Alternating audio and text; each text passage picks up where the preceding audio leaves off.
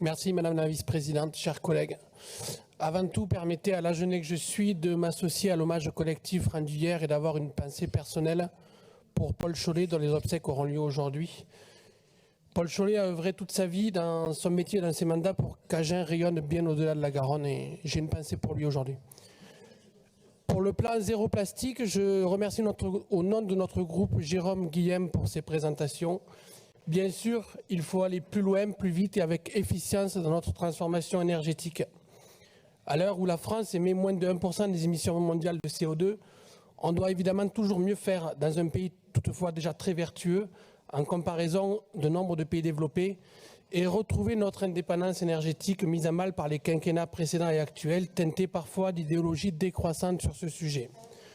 Rien ne permettra mieux à terme de lutter contre le réchauffement climatique qu'en relançant enfin l'excellence française qui est le nucléaire, en parallèle des avancées sur les énergies renouvelables. Je ferme la parenthèse.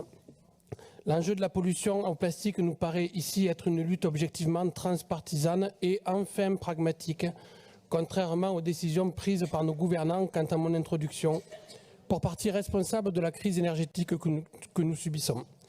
Il s'agit ici de prévenir, réduire la quantité de déchets plastiques, optimiser la collecte de ce plastique, innover sur de nouvelles solutions pour substituer cet usage et à terme se passer enfin de l'utilisation du tout plastique dans notre quotidien. Si les objectifs fixés pour 2028-2030 nous paraissent hélas encore difficilement tenables et les modalités de mise en place, comme l'a dit notre collègue, encore floues, nous sommes toujours régulièrement confrontés à ce trop d'usage de plastique, à cette pollution insupportable du quotidien, à ce mélange d'incivilité, de surconsommation, de surproduction et de mauvaises habitudes qui nous font bien entendu approuver ce plan. Nous serons très vigilants quant à l'aide que nous devrons apporter dans cette transition, tant pour les consommateurs que pour les entreprises utilisant ces procédés.